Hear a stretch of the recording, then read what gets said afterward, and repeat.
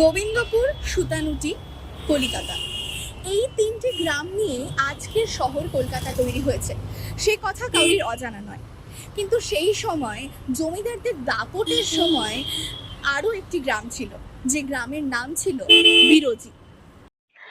এই বিরোজি গ্রামেরই একটি জলের ট্যাঙ্ক কিন্তু এখনো কলকাতা শহরে রয়ে গেছে, যেটা দেখা যায় নন্দন কালচারাল কমপ্লেক্সের ঠিক পিছনে। আবার এই বিরোজি গ্রামেই ছিল নবাব সিরাজউদ্দৌলার হান্টিং লজ।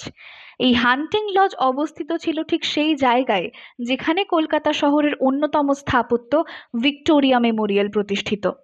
আর এই বিরোজি গ্রামের এক রাস্তায় ছিল চৌরঙ্গি থিয়েটার, এবং সেই রাস্তার নাম 1813 সালে হয়ে ওঠে ওই থিয়েটারেরই নামে থিয়েটার রোড। আবার এই থিয়েটার রোডের হাত ধরে কলকাতায় শুরু হয় বোর্ডিং হাউসের কনসেপ্ট। যেহেতু রাস্তার ওপরেই থিয়েটার, আস্তে আস্তে চারিদিকে ছড়িয়ে পড়ে দোকান বাজার। 1857 সালে সিপাহী বিদ্রোহের পর এই বিরোজি গ্রামই প্রধানত হয়ে ওঠে ইংরেজদের থাকার জায়গা, যেহেতু ডালহাউসি স্কোয়ার তখন ছিল কমার্শিয়াল ক্যাপিটাল অফ ইন্ডিয়া। প্রায় 150 বছর ধরে পার্ক সার্কাস থেকে চৌরঙ্গি রোডের এই মাঝে অবস্থিত রাস্তার নাম থাকে থিয়েটার রোড।